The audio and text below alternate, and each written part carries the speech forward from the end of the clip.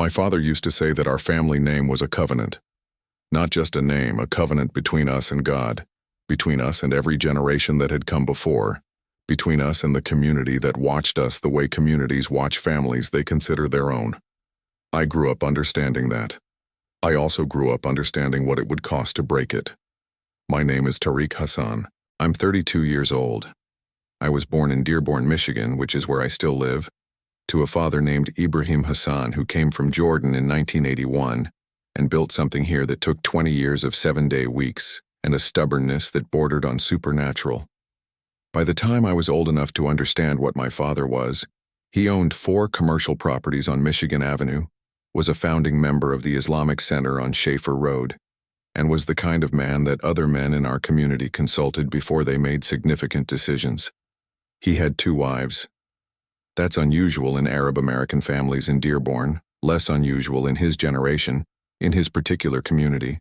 He had 7 children total, 5 from my mother, Sarah, and 2 from his second wife, Fatima, who came into our family when I was 7 years old. I want to tell you about Fatima because she matters to this story in a way I didn't understand for a long time. But first I want to tell you who I was before the night everything changed. Before you keep reading, leave a comment telling me where you are and what time it is. I want to see how far this goes. I was a good Muslim. I need to say that plainly. Not as a disclaimer, but as a fact, because I know how stories like mine get told sometimes. The person describing their life before conversion often sounds like they were always lost, always searching, always one bad day away from leaving. That wasn't me. I prayed 5 times a day through high school and through my years at University of Michigan, Dearborn. I fasted every Ramadan, and I fasted seriously. Not the kind of fasting where you slip granola bars at your desk and figure God can't see into your office. I gave zakat. I read Arabic. I was 21 years old and I had memorized 31 chapters of the Quran from years of Saturday Islamic school, and my father called me his scholar in a tone of voice that I wanted to earn every day of my life. The questions I had were quiet ones, private ones. Sometimes at night after the last prayer, I would lie on my back and look at the ceiling and wonder about things I had been taught were dangerous to wonder about. Whether God, whoever he truly was, actually knew my name as a person rather than as a number in a ledger. Whether all the prayer and fasting was building a relationship with something or just maintaining a record. Whether the feeling I had been chasing my whole life, the feeling of being genuinely known, could actually be found in what I had been given. I pushed these thoughts down every time they surfaced. You learn to do that. You learn that some questions are not questions, they are temptations, and the correct response is to close the door. Then came the Thursday night in November, when I was 23 years old. I had been up late watching the Lions lose, which is not unusual in Detroit. I turned off the TV around 2 in the morning and fell asleep almost immediately. Nothing strange about the day, nothing warning me that something was coming. The dream started simply enough. I was in a place that had no walls I could see, no ceiling, no floor in the usual sense. There was light, but it was the kind of light you feel rather than see, warm and thorough. Like it was coming from inside the space itself, rather than from a source outside it. A man was standing some distance away. I want to be careful here about what I say and don't say, because I've told this story before and the temptation is always to make it more cinematic than it was, to add details that weren't there, to make the presence more immediately identifiable. What I will tell you is what was actually true. His face was not frightening. He was not dressed in anything religious or ceremonial. He looked at me the way a person looks at someone they've known a long time, with the specific patience of someone who is not in a hurry because they already know how this ends. He said my name. That's it. That's the whole thing. One word. But what happened when he said it was something I have never been able to explain adequately in the 9 years since. It felt like the word reached into a part of me I didn't know was there, and something I had been carrying without knowing I was carrying it just set itself down. I was on my knees. I don't know when that happened. I was shaking in the way you shake when something is leaving your body, not entering it. He did not tell me who he was. He said one more thing before the dream ended. He said, "When you find me, you will know." Then I woke up. 4:30 in the morning. Face wet, body still trembling. Outside my window, the adhan was playing from the mosque 3 blocks over. I sat in the dark and didn't know what to do with what had just happened. I said nothing to anyone.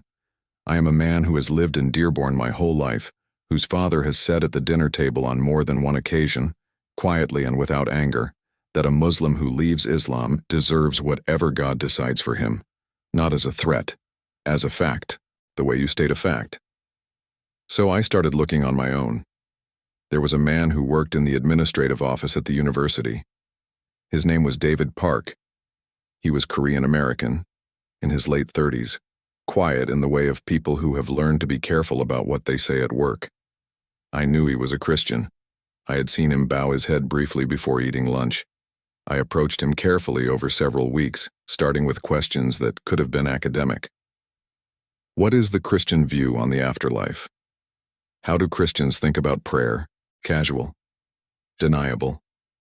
He answered each question patiently and without pressure. He did not try to convert me. He just answered. After about 2 months of this, I asked him if he had a Bible in English I could read. He looked at me for a long moment. Then he said he would bring one. The next day, he put a small Bible in a manila envelope into my hands and said he would pray for me. Leave a comment with the word found, just that word. Because that's what I was trying to do. I read that Bible in secret for months. Under my blanket with a flashlight, after everyone in the house was asleep. During lunch breaks with it tucked inside a copy of an economics textbook. In the bathroom, sitting on the floor because that was the only room with a lock. And I kept meeting David on Tuesdays for lunch. These lunches were not gentle. I want you to be clear about that. I was not a person who had been looking for a reason to leave my faith. I came to those Tuesday lunches the way you come to something you believe you are going to dismantle. My first real challenge to David was about the manuscript tradition. I told him what I had always been taught, that the Bible had passed through too many human hands, been translated too many times, been subject to too much political influence over the centuries to be reliably what it claimed to be. That what Christians were reading now was the product of committees and councils, not God. I was confident about this. I had used this argument in Islamic school discussions my entire adolescence. David listened without interrupting. Then he asked me which ancient texts I trusted without question. I said Plato. I said Aristotle. I said Julius Caesar. He nodded. He said, "The earliest manuscript of Caesar's Gallic Wars is from roughly 900 years after Caesar wrote it. We have about 10 ancient copies. Aristotle's texts are similar. Plato a little better." He said, "The earliest New Testament manuscript fragments are from within a generation of the events described. We have over 5,700 Greek manuscripts, and when you include translations into other languages, the number is over 20,000.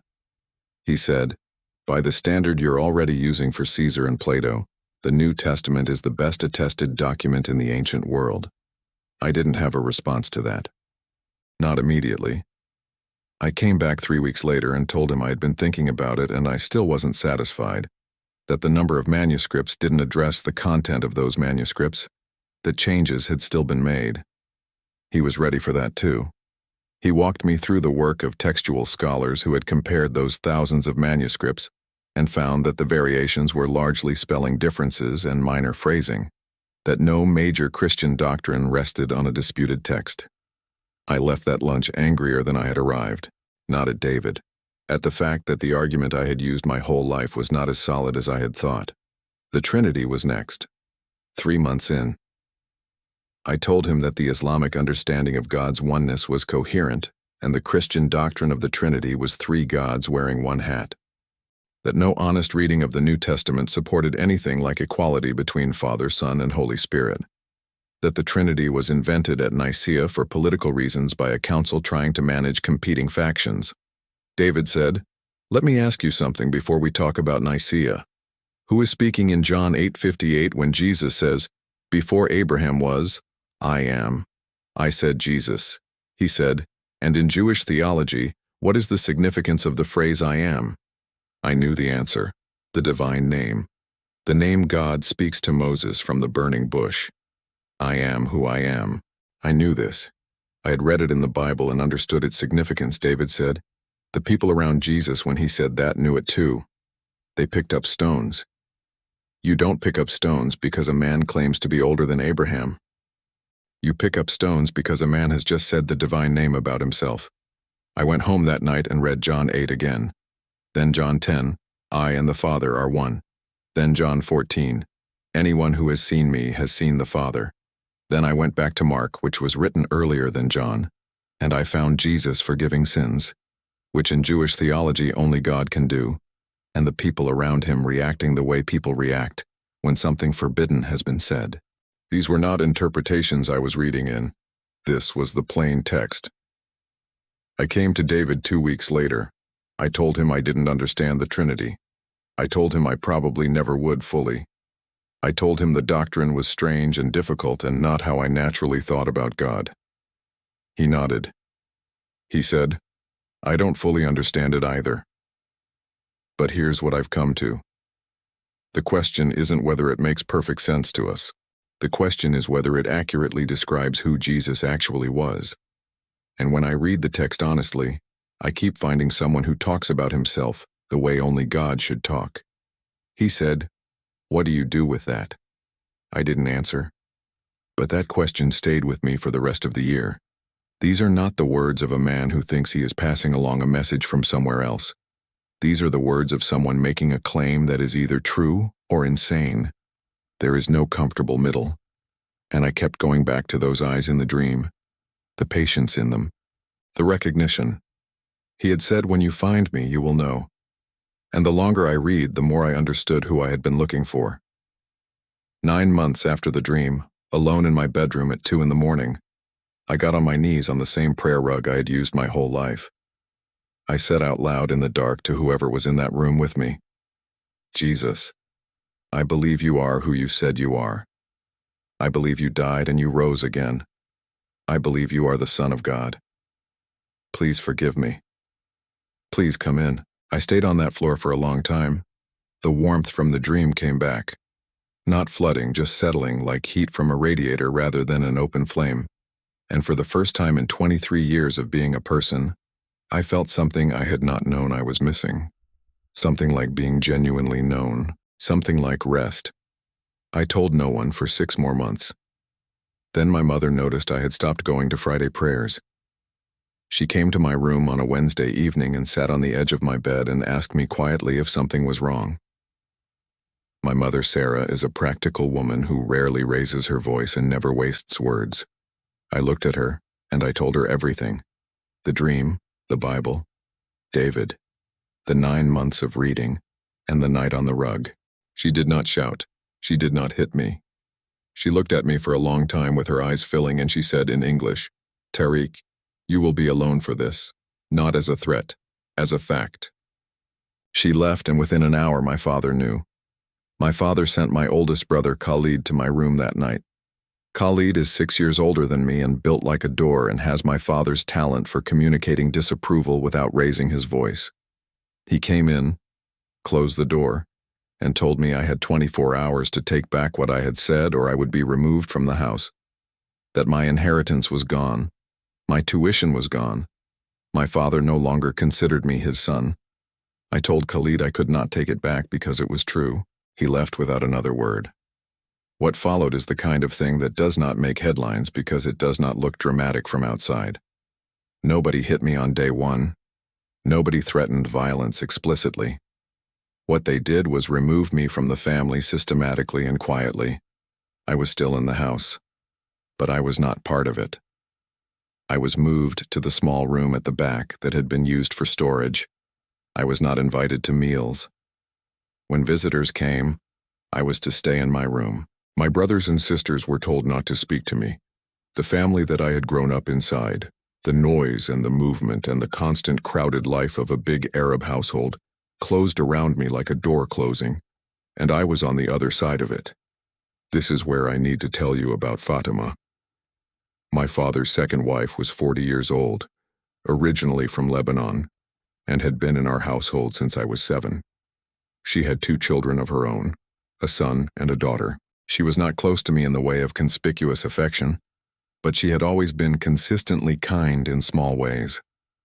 A word when I was struggling in school, an extra portion of food, the particular attention of a woman who notices the people around her.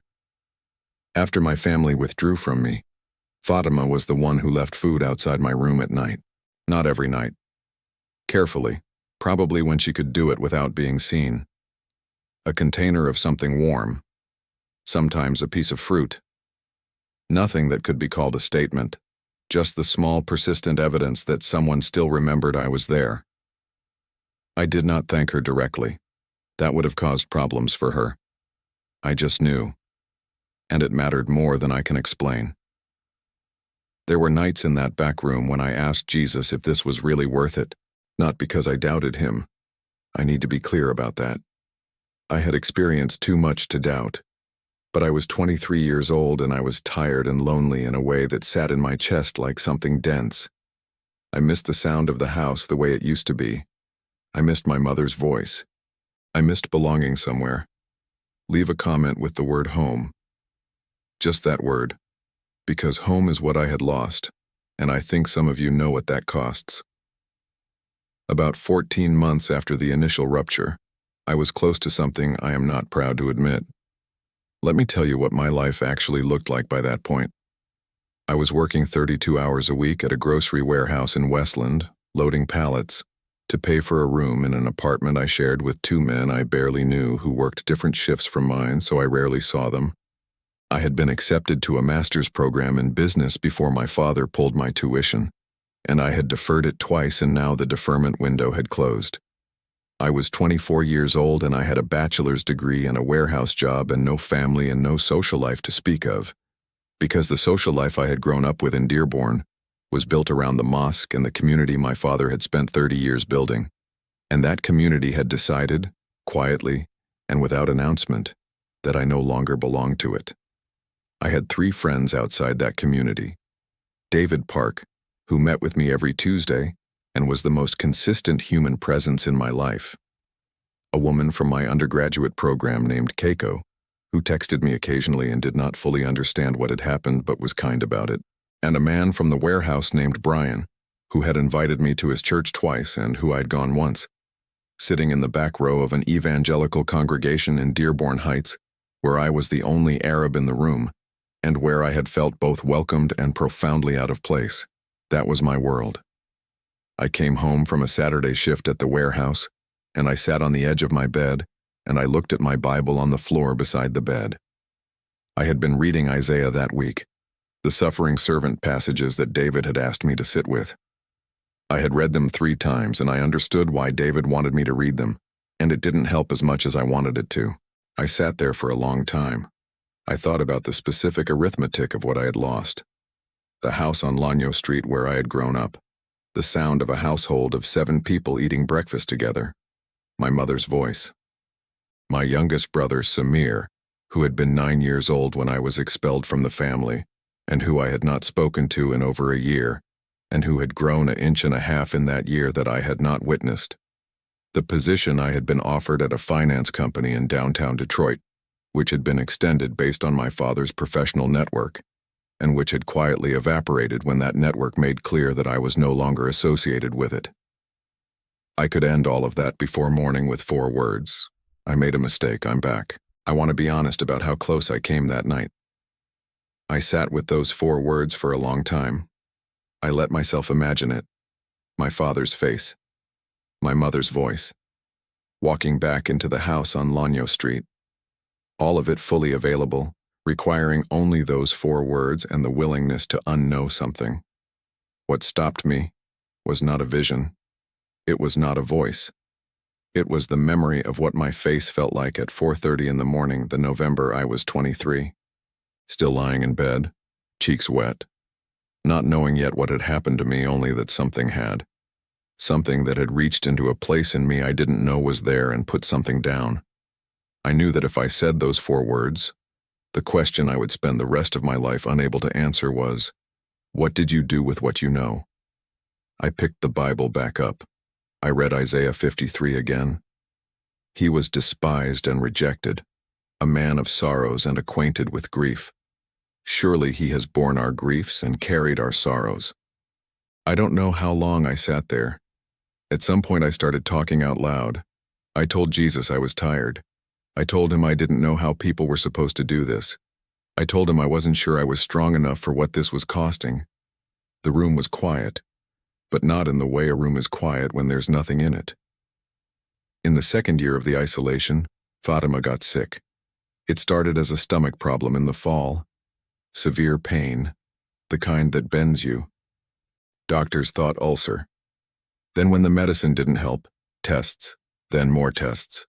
Then a specialist from the University of Michigan Hospital, then one from Cleveland Clinic. Then finally a consultation with a team at Johns Hopkins. Weeks passed and became months. Every treatment failed. Fatima lost weight in a way that was visible to anyone who saw her, her face changing shape over weeks the way faces shouldn't. The house went quiet in a different way than it had been quiet since my conversion. That quietness had been hostile. This one was the quiet of people who were afraid. Fatima's children would not leave her room. The household organized itself around her bedroom the way households do when something terrible is happening at the center. My father, a man who had maintained composure through every difficult thing I had ever watched him face, looked diminished, like something had gone out of him.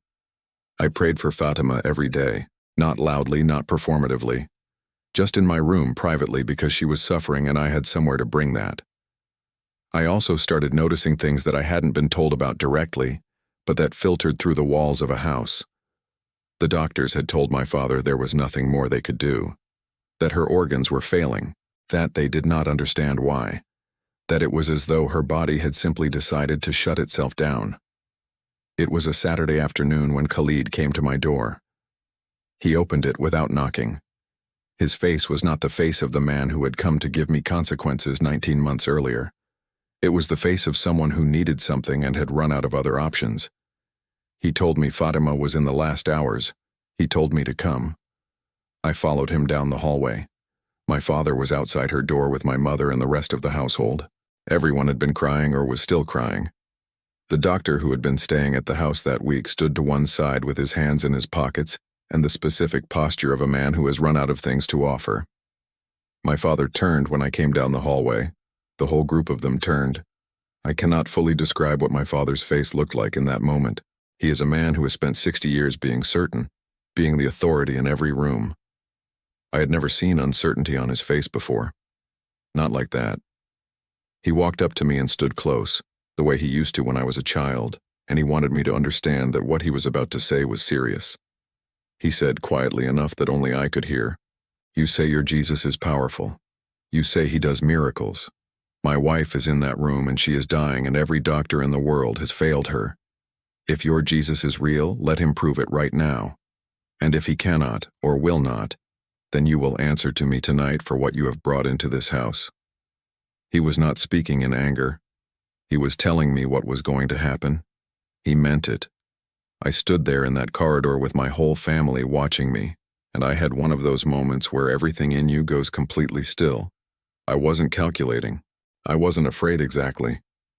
I was just very quiet inside, and in that quiet I said to Jesus, simply and without any performance, "I don't know what you're going to do right now. I don't know if this is the moment, but I trust you. Whatever happens next, I'm yours." I asked my father if I could go in. He stepped aside. Fatima was lying in the bed, and she was somewhere between here and not here. Her eyes were open, but not focused. Her breathing was the breathing of someone whose body is working very hard at something that should be automatic. Her son, who was 17, was on one side of the bed holding her hand. Her daughter was on the floor at the foot of the bed with her head bowed. I stood at the foot of the bed for a moment and looked at her. Then I walked to the side of the bed and I put my hand on her arm, gently, and I said out loud in a clear enough voice that anyone in the room could hear it, "Jesus, this is Fatima. You know her. You love her. Please, in your name, heal her." That was it. No long prayer, no ceremony, just that. Nothing happened immediately. The room was completely silent behind me. I could feel people watching. I could feel my father in the doorway. I kept my hand on Fatima's arm and kept my eyes on her face. Then something changed in the air. I don't know how to describe this without sounding like I'm reaching for drama. The temperature didn't change. Nothing visible happened. It was more like the quality of the silence changed. Like the room had been holding its breath and then didn't need to anymore. I felt the warmth first. The same warmth from the dream, the same from my room at 2 in the morning when I had been on my knees. It moved through my chest and settled. And then Fatima's face changed. The gray that had been in her skin for months began to shift. Slowly, the way color comes back to a hand when circulation returns. Her breathing eased. The labored rhythm that had been going for hours simply settled. Her eyes, which had been open and empty, moved. They focused. They looked upward, not at me, at something I couldn't see, and her expression changed. The tightness in her face that comes from months of pain went soft. She took a breath that sounded like a normal breath. Then she turned her head and looked at me. She said, in a quiet and completely clear voice, "Who is the man standing behind you?" I turned around. There was no one between me and the doorway except empty space. My father was in the doorway. Behind him in the corridor I could see my mother and Khalid. I turned back to Fatima and said there was no one behind me. She shook her head. She said, "There is a man. He is right there. He has light around him." The room was silent. Then Fatima sat up. Not the way a sick person moves. Not slowly. She sat up the way you sit up on a morning when you've slept well. She looked at her children. She held out her hands. Her son stared at her for a moment, mouth open, tears running down his face. And then he grabbed her hands and buried his face in them and started to cry from somewhere very deep. I turned around. My father was still in the doorway, and I will carry what his face looked like in that moment for the rest of my life. He is a man who built everything he has on being certain, whose authority in every room he ever entered was built on knowing what was true and what was not. The expression on his face was the expression of a man whose certainty had just cracked open. He walked into the room. Slowly. He walked to the side of the bed. He reached out and touched Fatima's face with both hands the way you touch something you cannot believe is real. She put her hands over his. She looked at him. She said, "Ibrahim, he is real. I saw him. He touched me." My father made a sound I had never heard from him before. Not a cry exactly. Something older and deeper than a cry. He bent his head down to the bed beside her and his whole body shook. I went to my room. I sat on my bed and I prayed and I wept for a long time. Not from sadness, from the size of what had just happened. Because I had prayed that prayer in that corridor with nothing in my hands but my belief in the man from the dream, and he had shown up, not just for me, for all of them. Over the next weeks, Fatima recovered fully, not instantly. It took time. The color came back day by day. She ate real food. She stood on her own. By the second week, she was walking down the hallway. The doctors who had been involved in her case had no explanation. One of them said the word spontaneous, which is the medical word for we cannot account for this. But my father. My father is the most important part of what came next, and I want to tell it honestly. He did not change the morning after the healing. He did not come to my room and announce that he now believed everything I believed. He went quiet in a way that was different from the hostile quiet of the previous 2 years. He started sleeping less. I could hear him in his study late at night, pacing, reading. I found out later that he had asked one of his business contacts to find him a Bible in English, which he read privately for almost a month. What my father did in those 6 weeks, I did not see directly. I was not in the house. But I heard pieces of it later from Fatima, from my mother, and eventually from my father himself. He did not sleep well the night of the healing. He sat in his study until 4 in the morning just sitting. His first wife, Layla, found him there and he told her he didn't know what had happened. He said it the way a man says something when he cannot account for it with any framework he has. He started reading. He called a Lebanese Christian business contact named Antoine, a man he had known for 30 years, and he asked him directly for a Bible in English. Antoine brought one to his office the next day. My father read it the way my father does everything, systematically with notes, looking for the place where it broke down. Fatima told me he stopped sleeping in the bedroom and started sleeping on the study couch, that he was awake when she came down in the morning and awake when she went up at night. She asked him once what he was looking for. He said he was trying to find the place where the Christian case failed.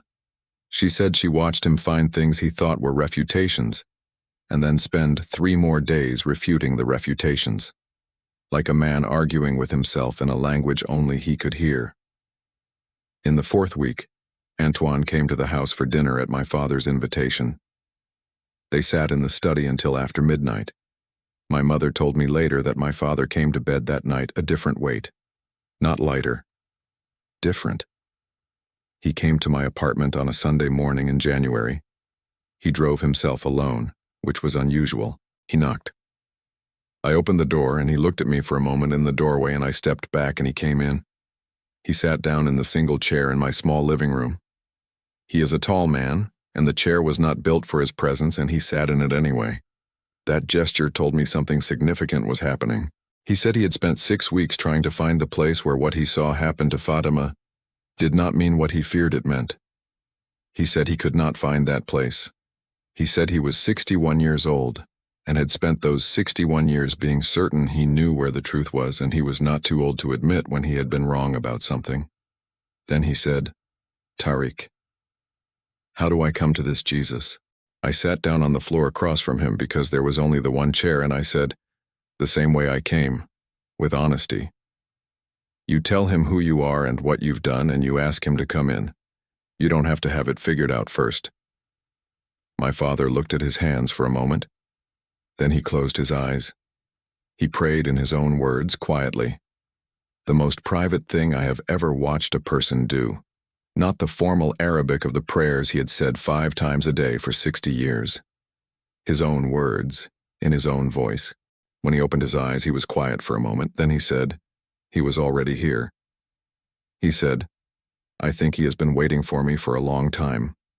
Then he said, "I am sorry for the 2 years. 3 words and I am." That was all he said. It was enough. I cannot fully describe what it was to watch my father's face in that moment. I had spent 23 years trying to be what he wanted me to be. I had spent 2 of those years being cut off from everything he represented. And here was this man who had told people at his own dinner table that a Muslim who leaves Islam deserves whatever God decides, sitting in a storage room chair in the house he built, telling me that Jesus had been here waiting. Over the following months, my mother came. Fatima had already met him in a way that made the rest almost formal. She prayed the night of her healing while holding her children's hands. My father's first wife, a woman named Layla, who was traditional in a way that made me expect her to hold out longest, came 6 weeks after my father. She told me later that she had spent 3 days talking to Jesus in her head before she said anything out loud. Testing, she said. Just asking quiet questions. And she said he answered, though she couldn't explain how. My mother came to my room late one night. She sat beside me on the bed and took my hand in both of hers the way she used to when I was small. She said, "Tariq, I want what you have." I held her hands and prayed with her, and she wept quietly the whole time. When she said amen, she squeezed my hands so hard. She kept saying thank you, over and over. Not everyone came. I want to be honest about that. My brother Khalid believed what he saw happen to Fatima. I think he will always believe it. But he has not, as of the time I'm telling you this story, made the step my father made. He has a business, a reputation, a position in the community that my father's business once held. He knows what the cost would be, and he is not ready. I pray for him, I do not push him. 2 of my other siblings have not spoken to me since the night I told my mother the truth. I understand that. I was that person for 23 years. I know how strong those walls are. There are real costs. My father lost 3 business partnerships in the year after he made his faith known within the community. He was asked to step down from a position he had held for 15 years at the Islamic Center. Some of his oldest friends stopped returning calls. He is a man who spent 30 years building a name in Dearborn, and he watched part of that name change in front of him. I watched that happen to him, and I carried guilt about it, even though I knew I wasn't responsible. But I also watched something happen inside our house that I had not seen in all the years I was growing up in it. My father's 2 wives became genuine friends, not the managed coexistence of women in a complicated household. Friends, people who sat together in the evenings and prayed together and laughed together. The particular competition and tension that had run quietly between them for years simply dissolved. I do not have any explanation for that except the one that is true. My father, in the 3 years since his conversion before a health issue forced him to slow down considerably, became gentler than I had known him to be. Not weaker, gentler. He still filled a room when he walked in, but the weight he carried into the room changed. People still sat up a little straighter when he came in, but the reason was different now. I want to tell you about the most unexpected thing that happened, because I think it matters.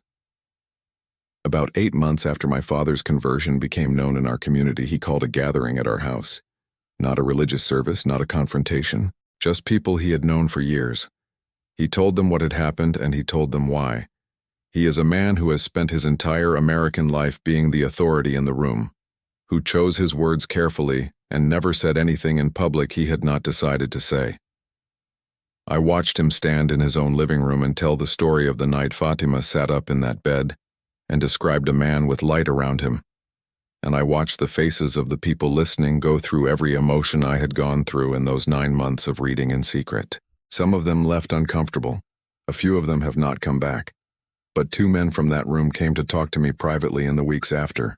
One of them is a deacon at a church in Allen Park now. I don't know what that means for his family yet. I think he is still figuring it out. I am 32 years old and my name is Tariq Hassan and I am a Christian. Not because I stopped being Arab. Not because I stopped loving my family or the community I grew up in. Not because I was looking for something different or was never satisfied with what I had. I had everything. I was comfortable. I was on the path. He came to me anyway. On a Thursday night in November in an ordinary bedroom in Dearborn, Michigan. He said my name. He told me that when I found him I would know. He was right. I found him. I know. Write the word "found" in the comments. Let me see where this reaches today. May Jesus walk with you today and in every day that is still ahead of you. Amen.